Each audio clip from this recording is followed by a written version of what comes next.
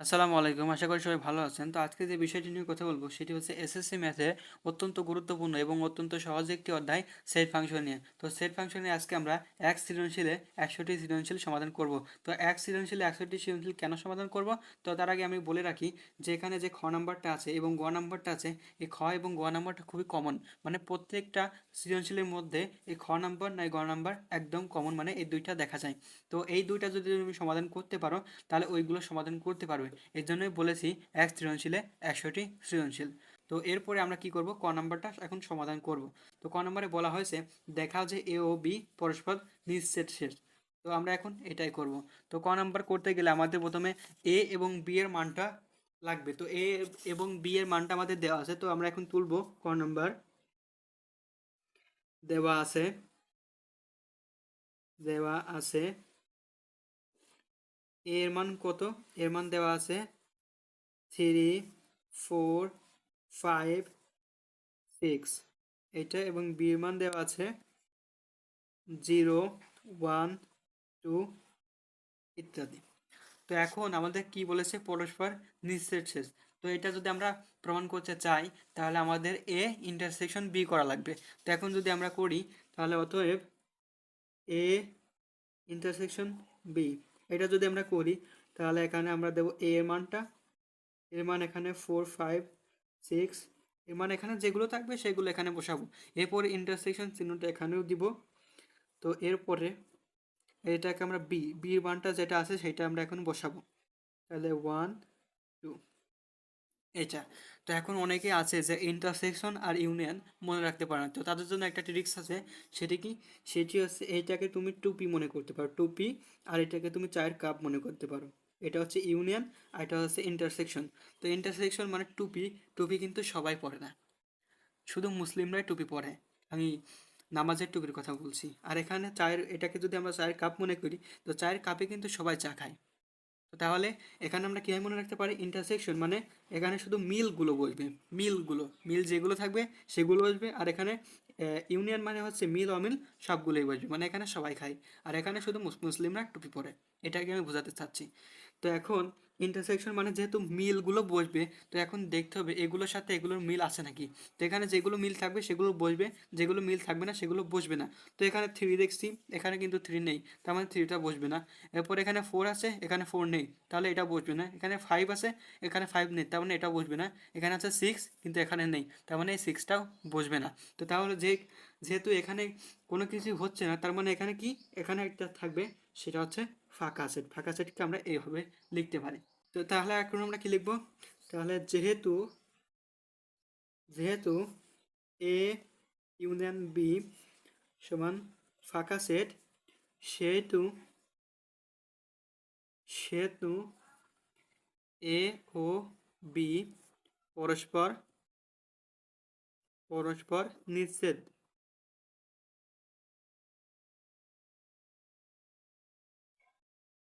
Set. তো এইটুকু করতে পারলে আমরা 2 নম্বর পেয়ে যাব। তো এরপর আমরা খ নম্বরটা সমাধান করব। তো খ নম্বরে বলা হয়েছে পি অফ এ নির্ণয় করে দেখা যে এ সেটের উপাদান সংখ্যা n হলে পি অফ এ এর উপাদান সংখ্যা 2 ফর n কে সমর্থন করে। তো এখন আমরা এটা সমাধান করব।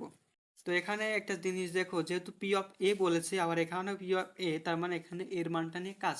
তো তাহলে আমরা খ নাম্বার দেব এবং এর মানটা তুলে নেব। তাহলে লিখি দেওয়া আছে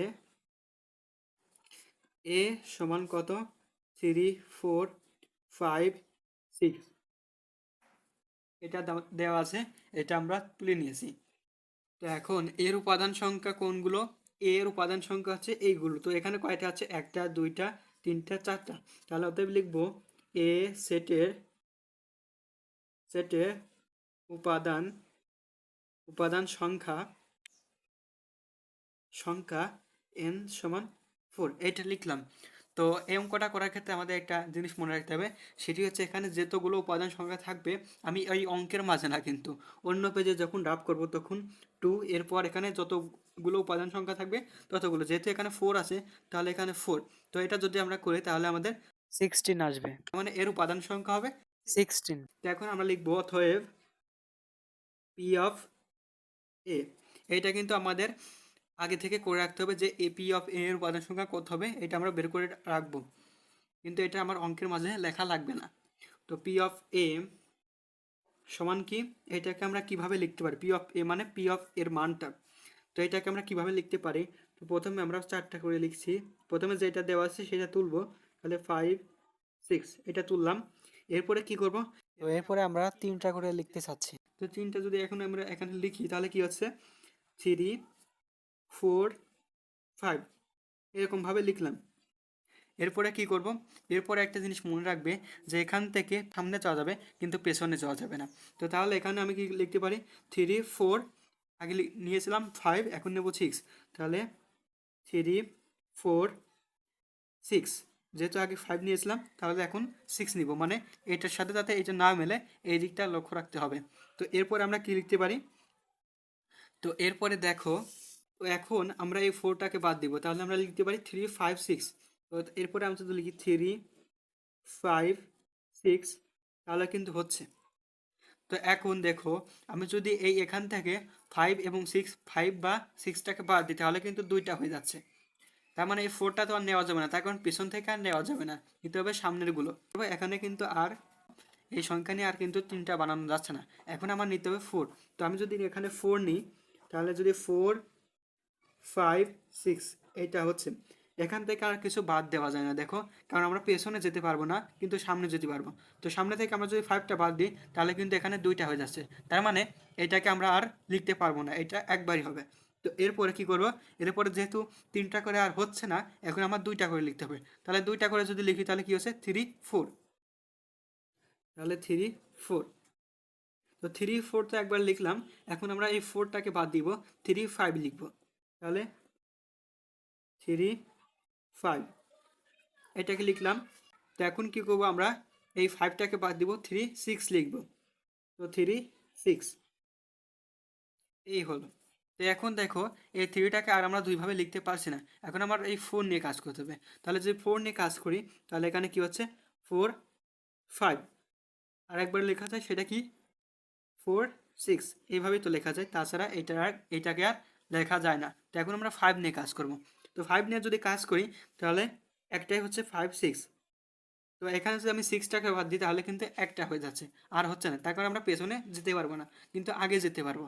তো পেছনে যেহেতু যেতে পারবো না, তার মানে আমার এই দুইটাই হচ্ছে একটা, কিন্তু আর আমরা লিখতে পারছি না। তো এখন আমরা 2টা করে আমরা নিতে পারছি না, সেহেতু আমাদের একটা করে নিতে হবে। তাহলে একটা করে যদি নিই তাহলে কি আছে 3, তো 3 নিলাম। এখন কি নিতে হবে, এখন নিতে হবে 4, যেহেতু আমরা সবগুলোকে আলাদা আলাদা করে লিখবো, তাহলে 4, আর একটা কি আছে 5, তাহলে 5 লিখলাম, আর একটা আছে কি 6, তাহলে 6 লিখলাম। আর একটা হবে সেটা হচ্ছে ফাঁকা সেট। তো ফাঁকা সেটকে আমরা কীভাবে প্রকাশ করি, এইভাবে। তো এটা হচ্ছে ফাঁকা সেট। তাহলে আর একটা এখানে কী হবে, এরকম একটা সেকেন্ড ব্র্যাকেট দিতে হবে। তো এই হলো আমাদের পি অফ এর উপাদান সংখ্যা। তো এখানে আমরা 16টা আগে ক্যালকুলেশন করে রেখেছিলাম, এখন দেখি আমাদের কয়টা হয়। এখানে হচ্ছে 1টা 2টা 3টা 4টা 5টা 6টা 7টা 8টা 9টা 10টা 11টা 12টা 13টা 14টা 15টা 16টা, তার মানে আমাদের মিলছে। তো এখন আমরা কি লিখতে পারি, অতএব পি অফ এ এর উপাদান সংখ্যা সমান 16।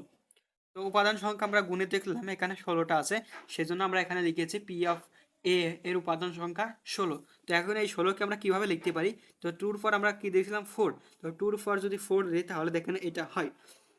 তো এখন আমরা কি করব, এটাকে আমরা আরেকভাবে লিখতে পারি 2 ফর এন, মানে যে এখানে আমরা এন সমান কত লিখেছিলাম 4, এজন্য আমরা এখানে এন দিলাম। তো এখন আমরা লিখতে পারি যেখানে যেখানে এ সেট এর উপাদান সংখ্যা এন, তার কারণ কি আমরা এ সেটের উপাদান সংখ্যা এন সমান 4 লিখেছিলাম। তো যেহেতু এই সূত্রটাকে এটা সমর্থন করছে, সমর্থন করছে, তাহলে আমরা লিখতে পারি কি, অতএব এ সেটের উপাদান সংখ্যা উপাদান সংখ্যা n হলে p অফ a এর উপাদান সংখ্যা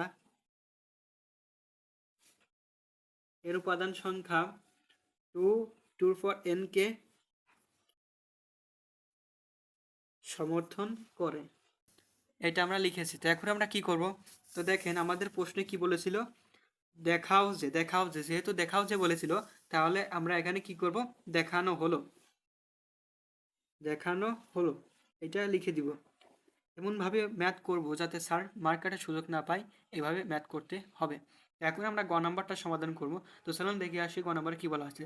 তো তার আগে বলে রাখি, আমার লেখাটা সেরকম একটা ভালো নয়, তারপরে তোমাদের বুঝতে অসুবিধা হচ্ছে আমি বুঝতে পারছি, কিন্তু কিছু করার নাই, আমার লেখা যেহেতু খারাপ, একটু কষ্ট করে তোমরা বুঝে নিবা। তো গ নাম্বারে বলা আছে আর কে তালিকা পদ্ধতিতে প্রকাশ করো এবং ডোম আর ও রেঞ্জ আর নির্ণয় করো। তো এখানে বলা আছে আর সমান X Y such that X belongs to A এবং ওয়াই বিলংস টু এ এবং X minus Y is equal to -1। তো এটা আমাদের দেওয়া আছে। তো এখন আমরা করব। আমরা প্রথমে গ নাম্বারটা লিখব। এখানে দেখেন আর কে তালিকা পদ্ধতি পয়সা নেবে ডোম ও রেঞ্জ নির্ণয় করুন। তো এটাই বলেছে। তো এখানে দেখেন এক্স এর মানও এর ভিতর, এক্স বিলংস টু এ মানে এক্স এর মান হচ্ছে এর মধ্যে, আবার ওয়াই বিলংস টু এ মানে ওয়াই এর মান হচ্ছে এর মধ্যেই। তাহলে আমার এটা অবশ্যই লাগবে। তো এর মানগুলো আমরা এখন তুলে নেব। তাহলে লিখি, দেওয়া আছে এ সমান কত আমাদের প্রশ্নে দেওয়াই ছিল, এ সমান 3 4 5 6। তো যেটা দেওয়া ছিল সেটা আমরা তুলে নিয়েছি। তো এখন আমাদের কি করতে হবে, আমাদের যে আরটা দেওয়া আছে এই আরটা আমাদের তুলতে হবে। তো এখন এবং আর সমান কি দেওয়া আছে, X Y such that x belongs to a, y belongs to a এবং এক্স মাইনাস ওয়াই সমান -1। তো এইটা আমাদের দেওয়া আছে। তো এখন আমরা কাজ করব। তো কিভাবে কাজ করব, তো এখন লিখবেন আর এ বর্ণিত সত্য হতে পায়, আরে বর্ণিত সত্য হতে পায় কি পায়। তো দেখেন এখানে আমাদের কি শর্ত দেওয়া আছে। এরকম যখন অঙ্ক করবেন তো তখন দেখবেন X belongs to A Y belongs to A এরকম মান দেওয়া থাকবে এবং এখানে একটা শর্ত দেওয়া থাকবে। এই শর্তটা আমাদের এখানে তুলতে হবে। তো আরে বর্ণিত শর্ত হতে পায়, এখানে কোন শর্তটা আছে, এক্স মাইনাস ওয়াই সমান -1 এই শর্তটা আছে। এই শর্তটা আমরা তুলে নিয়েছি। এখন এখান থেকে আমার ওয়াই মানটা বের করতে হবে। তো এখন ওয়াই যদি আমরা ফ্রি করি তাহলে কি হচ্ছে, -y সমান কি হচ্ছে -1। এক্স এই সাইডে কি আকারে ছিল, প্লাস আকারে ছিল, এর সামনে কোনো কিছু নাই মানে কি আকারে আছে, প্লাস আকারে আছে। তাহলে সমান সমান ওই পাশে গেলে কি হবে, মাইনাস আকারে, তাহলে -x এভাবে হলো। তো এখন কি করব, এখান থেকে -y সমান এখান থেকে মাইনাসটা কমন নিব। যেহেতু আমরা সমীকরণ সমাধান করতে গেলে আমাদের মাইনাস থাকলে কমন নিতে হয়, তাই কারণ এইভাবে রাখা যাবে না। তাহলে এখানে যদি আমরা কমন নিই তাহলে কি হচ্ছে, -1 মাইনাস মাইনাসে প্লাস এক্স হয়ে গেল। তো এখন দেখো দুই পাশে মাইনাস আছে, তাহলে অতএব ওয়াই সমান 1 প্লাস এক্স মানে ওয়াই এর মান হবে এক্স এর থেকে এক বড়। তো এখন আমরা কি করব, আমরা এখন একটা কথা লিখবো। সেই কথাটা কি, যে এখন প্রত্যেক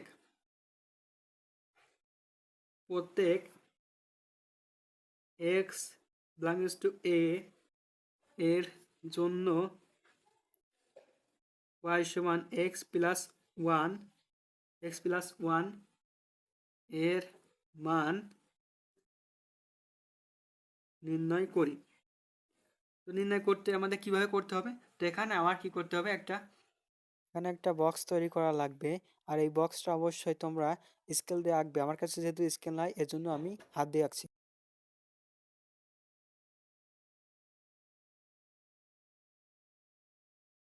টেনে রাখলাম। এখানে এর মান যতগুলো আছে তার থেকে এক বেশি। তো এখানে এর মান আছে কয়টা, একটা দুইটা তিনটা চারটা, তার মানে এখানে খুব হবে 5টা। তো তাহলে আমরা লিখি একটা দুইটা তিনটা চারটা পাঁচটা, একটা দুইটা তিনটা চারটা পাঁচটা, পাঁচটা আমাদের হয়ে গেছে। তাহলে আমরা এখানে দেব এক্স আর এখানে দেব ওয়াই। তো এখানে এক্স এর জায়গায় আমরা কি, এক্স বিলংস টু এ মানে এক্স এক্স এর মান হচ্ছে এ, তো এর এর মানগুলো কি আছে 3 4 5 6, এর মান যেগুলো থাকবে সেগুলো আমাদের এখানে বসাতে হবে। এরপর আমরা কি করব, ওয়াই এর মান বসাবো।